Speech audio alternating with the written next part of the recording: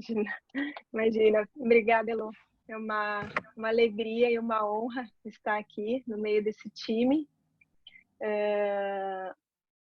Sou muito grata ao Bert Hellinger, Sofia, Inovari, o Inácio, Sami e a toda essa equipe que tá transformando o direito, né, dessa forma.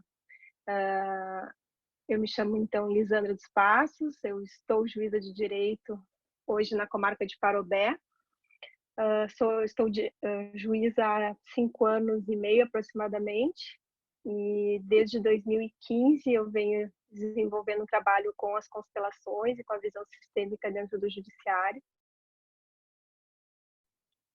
E vou contar um pouquinho então para vocês da minha experiência.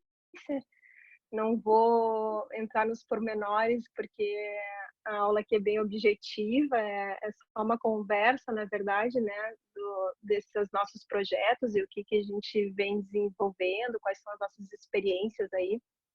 Então, antes disso também preciso dar um alô para minha turma do Rio Grande do Sul, que eu vi que estão em peso aqui. Então, dar um alô aí, a minha gratidão, principalmente a Cristiane, que está online aí, que é a nossa consteladora no projeto e que proporcionou que a gente pudesse ter esse trabalho, né? Ela juntamente com a Candice e o Bauer, mas hoje é ela que está à frente desse trabalho comigo. A gente conseguiu tocar adiante e hoje poder estar compartilhando essa experiência com vocês. Então, esse trabalho iniciou em Capão da Canoa, em 2015, surgiu de um grande incômodo meu com relação a algumas questões da infância e juventude. Né? Eu já conhecia, já tinha uma experiência pessoal com a constelação familiar, já desde 2008, mais ou menos. Eu já frequentava os grupos de constelação e já tinha feito uma constelação, então, com uma consteladora.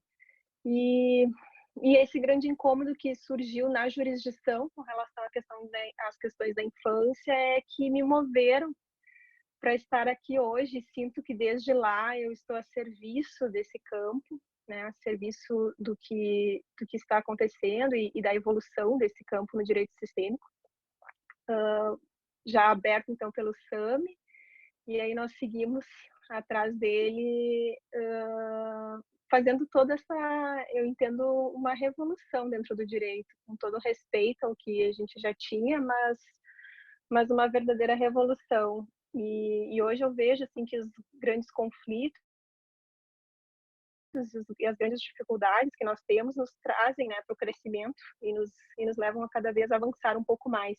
É isso que nós temos feito. Eu estou muito feliz de poder estar convivendo com vocês e compartilhando aqui, agora de maneira virtual, mas assim estamos juntos, e eu acho que as dificuldades nos fazem crescer, nos fazem ir adiante. Então, esse trabalho iniciou lá em 2015, na área da infância e juventude. Depois, nós estendemos o trabalho para a área civil, principalmente na área de família, e o trabalho realmente ganhou uma proporção que nós sequer imaginávamos, assim, em termos de aceitação e resultados, e tudo que nós vivenciamos durante esses 5 anos. Em julho completa 5 anos de projeto. Então, eu costumo dizer que os meus momentos de maior realização dentro da magistratura foram momentos que ocorreram durante os encontros desse projeto que chama hoje Justiça Sistêmica. E digo isso porque nós vivenciamos, enquanto magistrados, diversas situações delicadas e complicadas, enfim, mas durante os encontros a gente vê que realmente, eu comecei a perceber que realmente as pessoas saíam, né, de dentro do fórum de uma forma mais leve, né, aliviadas. A grande maioria das pessoas que participam dos encontros desde lá relatam, né, como a gente sempre pergunta como você se sente, né, depois de um encontro, e as pessoas dizem: me sinto aliviada. E poder proporcionar essa pacificação, né, que seja na alma dessa pessoa, acho que vai ao encontro do que eu, enquanto magistrada e enquanto missão de vida, penso, estava, né, estava pretendendo. Então, estou na minha missão, acho que estou com a minha alma voltada para o que realmente tem que ser. E assim me sinto, né, trabalhando dessa forma com a visão sistêmica. E aí, então, nós iniciamos esse trabalho em Capão da Canoa. Posteriormente, eu fui classificada em Parobé, na comarca de Parobé, uma vara judicial que atende a competência de violência doméstica. E quando cheguei aqui, verifiquei que a situação da violência doméstica aqui era bastante delicada, em termos de volume e em termos de complexidade, uma cultura bastante machista, casos bem graves, né, violência crônica, assim, realmente. E verificando isso, eu busquei dar um enfoque para esse projeto, que é um projeto que atua com encontros de constelação familiar, com hoje, na verdade, é uma psicóloga que atende com grupos, né, e com constelação familiar e algumas questões mais relativas à violência doméstica. Então, depois eu vou compartilhar um material com vocês, que é mais ou menos a estruturação dos nossos encontros, como a gente estrutura, até para dar uma roupagem também de um trabalho voltado para a questão da violência doméstica, com a visão sistêmica, né? Então, a nossa ideia inicial aqui foi, honrando e respeitando o que já havia com relação aos trabalhos de violência doméstica, criar grupos de gênero, né? Então, aqui em Parobé nós criamos um grupo masculino e um grupo feminino. Então, no mesmo dia, eu determinava já nas decisões, né, de medidas protetivas, determinava a intimação do ofensor para comparecer no encontro, como medida cautelar, prevista lá nas medidas genéricas e hoje já prevista expressamente na Lei da Maria da Penha. Determinava que o ofensor comparecesse aos encontros e convidava a vítima a comparecer. Então, cada um ia para um grupo e aí a gente desenvolvia esse trabalho. E assim foi durante, acho que mais de 6 meses, nós desenvolvemos o trabalho da visão sistêmica e das constelações familiares na área da violência doméstica com grupos de gênero, né? E só que esse trabalho nós sentíamos, embora nós já tivéssemos obtido um percentual muito grande de não reincidência, né? Esse percentual já atingia a marca de 94% de não reincidência das pessoas que compareceram aos encontros. Nós sentimos que nós saíamos muito pesadas desse encontro, e esse encontro ele era um encontro que não fluía de uma forma leve, né? Eram encontros pesados, os grupos dos homens se mostravam completamente infantis, era muito difícil trabalhar, eram grupos de difícil desenvolver um trabalho sério, porque eles realmente assim buscavam a todo momento uma atenção como crianças. Então, e assim como crianças, como vítimas. No início dos grupos eu participava, abria e ficava durante o grupo, e aí nós começamos a fazer uma tentativa de eu sair do grupo, porque nós imaginávamos que a figura do juiz ali criava essa vitimização dos homens, né? Mas não adiantou. Mesmo eu não estando presente, permanecia essa postura de vítima e uma postura bastante infantil. Nós chegamos a fazer um exercício, a Cristiane fez um exercício em que eles visualizassem ou sendo gatos ou sendo ratos, né? E imaginassem o gato correndo atrás do rato. E parece que um deles disse que conseguiu se imaginar gato, todos os outros se imaginaram ratos, ou seja, vítimas de alguém que queria, né, atacar. Então, essa foi uma das percepções que nós tivemos com relação ao grupo masculino, ao contrário, o que nós verificamos foi que as mulheres se manifestavam muito violentas e indignadas com relação ao que aconteceu, o que passaram, enfim. Então, havia muita emoção, claro, em toda a manifestação, mas também essa postura mais agressiva. E aí, então, que eu trouxe essa questão da dificuldade, do conflito, como algo que nos faz crescer, porque foi justamente uma crítica à utilização da violência, dos encontros de constelação familiar para a violência doméstica que nos fez repensar a forma desses encontros. E aí eu vou te contar por quê. Na época saiu um artigo, acho que foi no jornal local aqui, um forte jornal aqui no Rio Grande do Sul, e saiu uma crítica, não imagino que tenha sido especificamente com relação ao projeto que acontece em Parobé, porque essa pessoa não esteve no projeto, mas uma crítica à utilização da constelação familiar para a área da violência doméstica. E aí essa crítica trazia uma visão de que Hellinger dizia que a mulher deveria seguir o homem, né? E ainda colocando a mulher num papel inferior ao homem. E aí, diante dessa crítica, eu cheguei a pensar em escrever algo. E fui buscar os livros do Bert para trazer uma citação mais coerente com aquilo que realmente o Bert entende sobre feminino e masculino. E aí lá o Bert trazia a questão da unicidade. Eu vou compartilhar com vocês a passagem. Só preciso de autorização da Priscila para compartilhar. E aí, então, nessa passagem, a gente começou a refletir com relação ao que o Bert Hellinger, então, entende por feminino e masculino, né? A todo momento, e em todos os livros do Bert que ele fala da questão homem e mulher, ele traz a ideia de reconciliação do feminino com o masculino.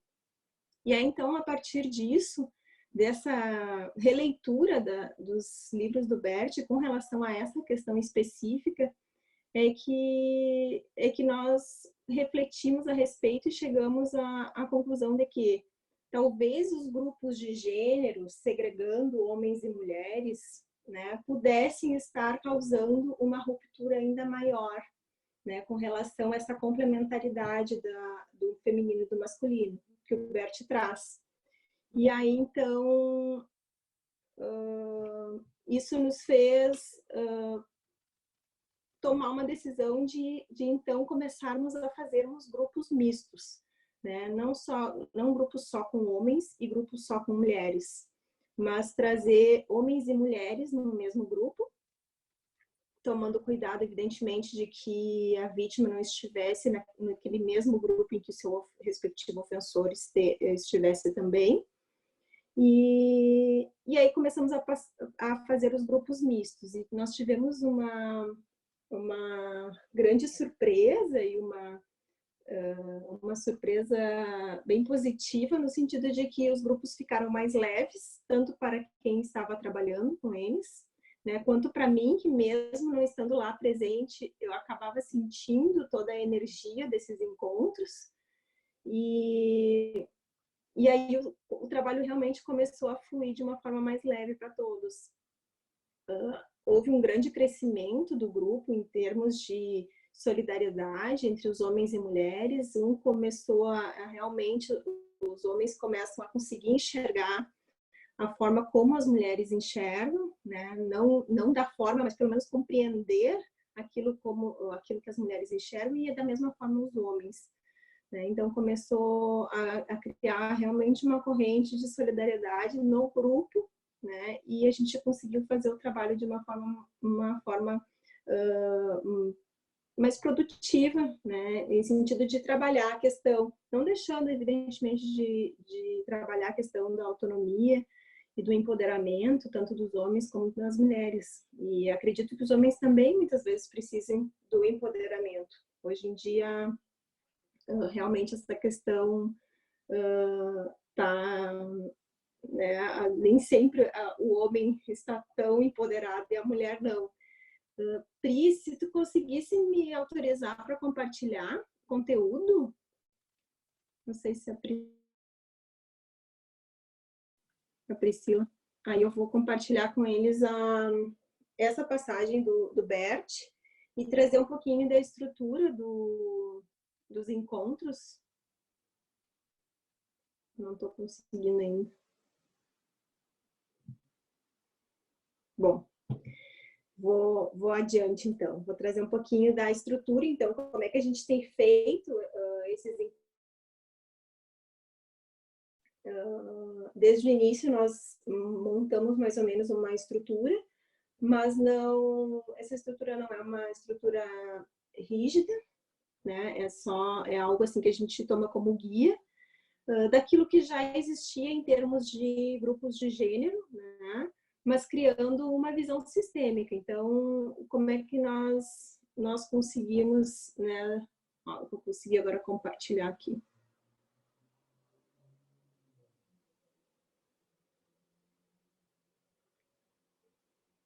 Aqui é a passagem do livro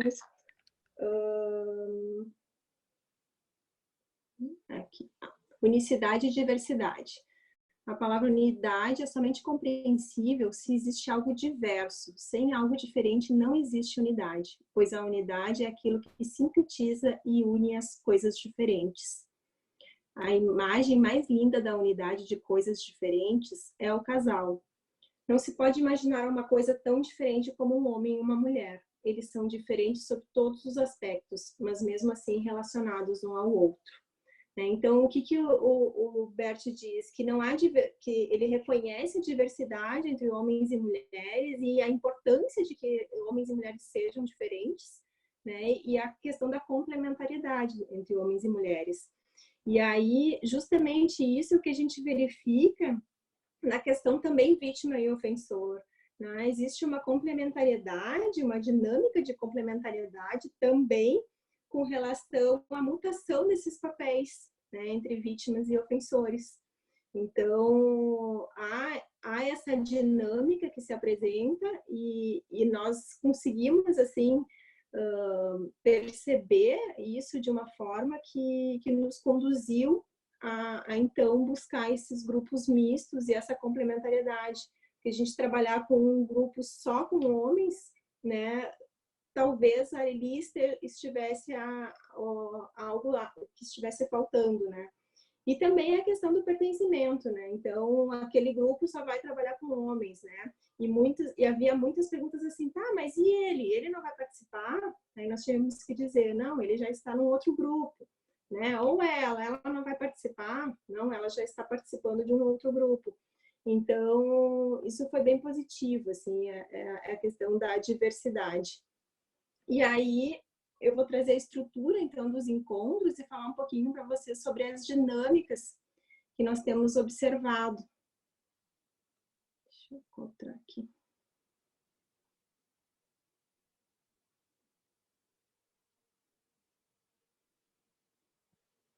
Deixa eu ver se eu botei certo.